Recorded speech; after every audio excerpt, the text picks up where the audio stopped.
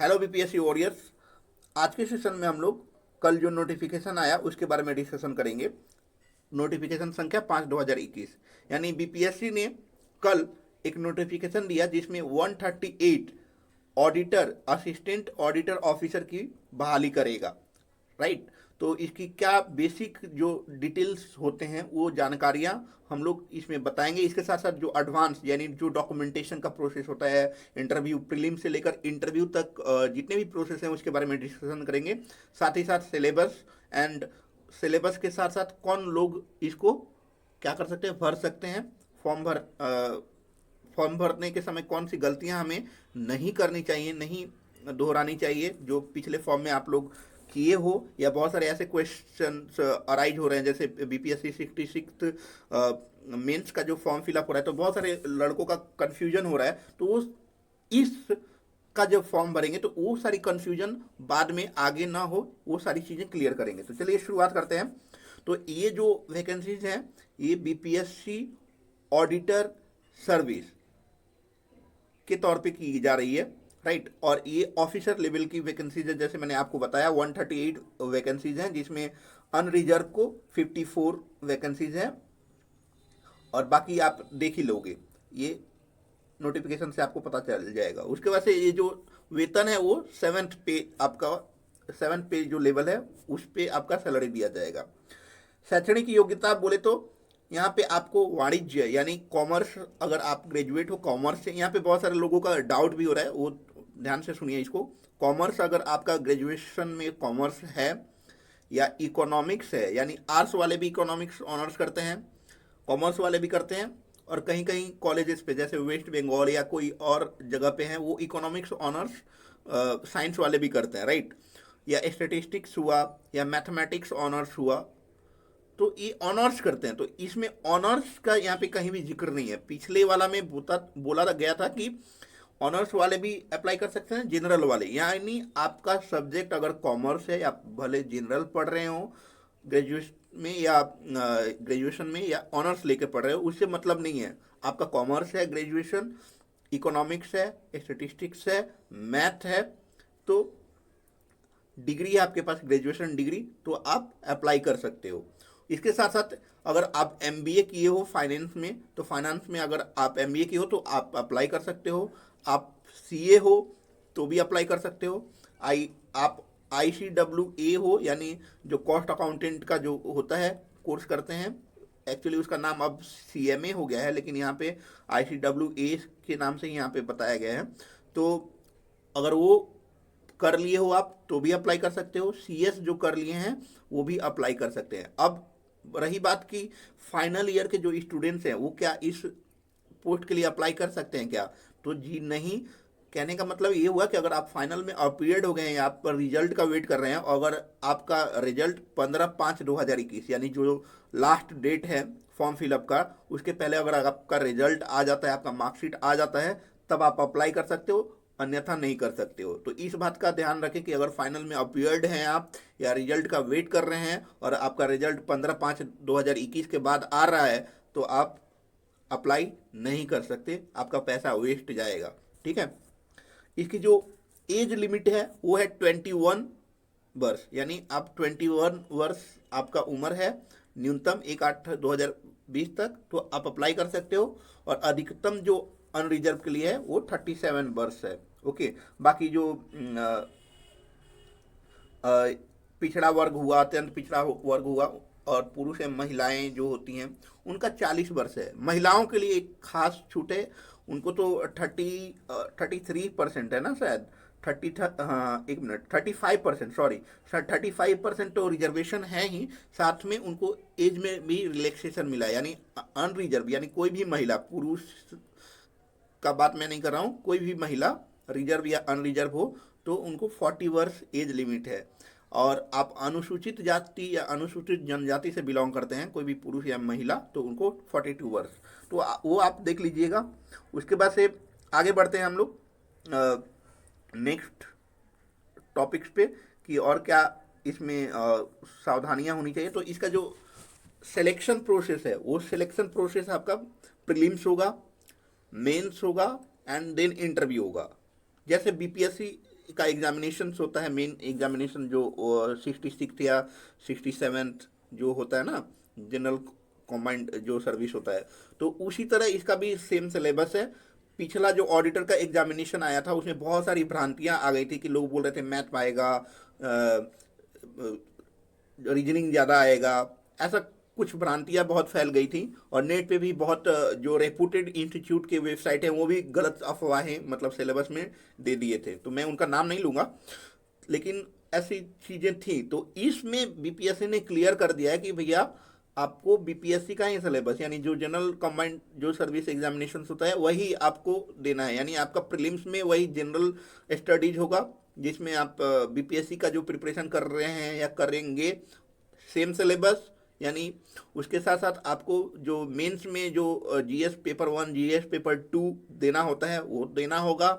उसके साथ आपका इंटरव्यू होगा 120 मार्क्स का, राइट। और एक आपका ऑप्शनल जो इसमें बता दिया गया है, आगे बताएंगे कि कौन कौन सा ऑप्शनल ले सकते हैं आप। ओके, तो बता ही दिया गया है कि मुख्य लिखित परीक्षा 3 विषयों की होगी, जिसमें आपका जनरल एक हिंदी होगा 100 मार्क्स। इसका एक अलग सेशन हम लोग अपलोड करेंगे, राइट। यानी बीपीएससी का टोटल जैसा सिलेबस है वैसा ही इसका भी सिलेबस है।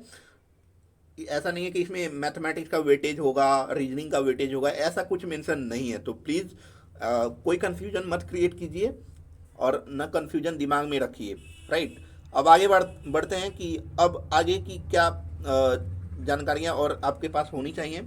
इसमें बोला गया है रिजर्वेशन को लेकर, चले बात करते हैं। तो जाति का जो आधार पे जो रिजर्वेशन है या जो महिलाओं को 35% रिजर्वेशन है वो उन्हीं लोगों को मिलेगा जो बिहार राज्य के मूल निवासी हैं। कहने का मतलब ये हुआ कि बहुत सारे लोग बिहार के रहते हैं और जाके दिल्ली, बॉम्बे, कोलकाता, मध्य प्रदेश, छत्तीसगढ़ यहाँ जाके बस जाते हैं और उनका जो डॉक्यूमेंटेशन होता है वो आते जाते रहते हैं गांव में, नो डाउट, लेकिन उनका जो डॉक्यूमेंटेशन होता है यानी जो डॉक्यूमेंट्स होता है, Aadhaar card, PAN card, voter card, जो भी कार्ड होता है वो उस स्टेट का होता है, बिहार का नहीं होता है। तो आप उस रिजर्वेशन के लिए क्लेम नहीं कर सकते हो, आपको बिहार का मूल निवासी होना पड़ेगा, तभी आप रिजर्वेशन के लिए क्लेम कर सकते हो। यानी आपका जितना भी कागजात होगा वो बिहार का होना चाहिए, राइट।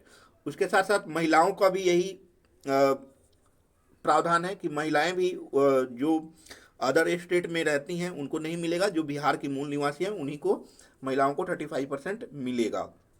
ओके, ये हुआ। अब एक और क्वेश्चन अराइज होता है कि जो सारे डॉक्यूमेंट्स हैं वो या जो हमारा जो रिजल्ट है, मार्कशीट है, वो क्या हम बाद में बनवा सकते हैं क्या? तो देखिए ऐसा थोड़ी होगा कि आपका रिजल्ट निकलेगा उसके बाद से आप डॉक्यूमेंटेशन बनाइए, आप अपना कागज बनाइएगा, ये तो लॉजिक के हिसाब से तो होता नहीं है। आपको पहले से बनाना होगा तभी तो आप रिजर्वेशन के लिए क्लेम कर सकते हैं। आप आगे क्लेम कर दिए उसके बाद से बनाए बाद में, तो ये इशू कर सकता है। तो अपने को चांस क्यों लेना है? तो जितने भी कागजात आप रिजर्वेशन ईडब्ल्यूएस बनाना चाहते हैं या कोई भी रिजर्वेशन के लिए क्लेम करना चाहते हैं तो प्लीज़ अभी से उसमें लग जाइए। 17 तारीख को शायद, हाँ 17 तारीख से फॉर्म फिलअप होगा, तो उससे पहले अभी आप लग जाइए। 15/5 मैं बताऊंगा आगे कि 15/5 लास्ट डेट है, वो आगे मैं बताऊंगा, फी वगैरह सब। तो अभी से जितना आपका जो कागज है वो अभी से भरना शुरू कर दीजिए। आपका मार्कशीट या सर्टिफिकेट अगर 15/5 तक आ जाता है तो कोई इश्यूज नहीं है। अगर आपका मार्कशीट, आपका जो रिजल्ट है 15/5 तक नहीं आता है तब आप भर के कोई फ़ायदा नहीं है। आपका 600 रुपया 700 रुपया जो है फ़ी, आगे हम डिस्कशन करेंगे, वो बर्बाद जाएगा। ओके, अब आगे बढ़ते हैं। तो ये सारी चीज़ें मैंने आपको बता दी कि डॉक्यूमेंटेशन आपको अभी से बनाना चालू कर देना चाहिए। ओके, उसके बाद से इसमें क्या दिया गया है कि हाँ, कि आरक्षण कोटि के उम्मीदवार अपनी जाति के अनुरूप आरक्षण कोड के संबंध के में पूर्ण रूप से ये उतना इम्पोर्टेंट नहीं है। मतलब आप अगर कोई क्लेम करते हैं, ठीक है, और या छोड़ देते हैं तो मान्य नहीं होगा, वो आरक्षण मान्य नहीं होगा। ओके, अब आगे बढ़ते हैं। ऑनलाइन जो एप्लीकेशन फॉर्म भरने की जो तारीख है वो 17/4/2021 से शुरू होगी और 15/5/2021 को ख़त्म हो जाएगी, राइट।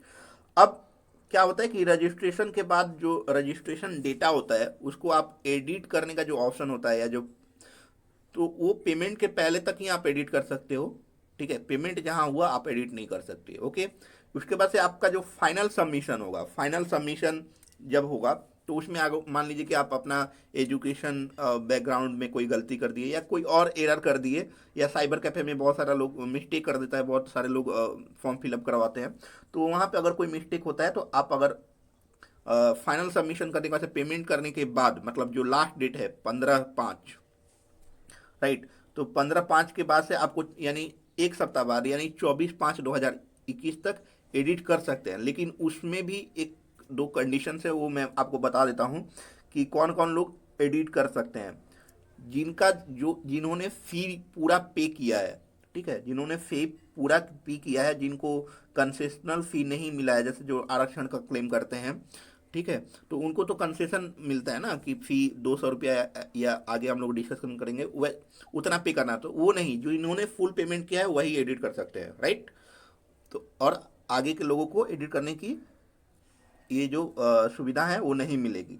उसके बाद आप जो बेसिक जो गलतियां, जो रजिस्ट्रेशन के समय जो गलतियां करते हैं, मम्मी पापा का नाम, अपना नाम, डेट ऑफ बर्थ, वो आप एडिट नहीं कर सकते हो, ओके। तो इसमें बता दिया गया है।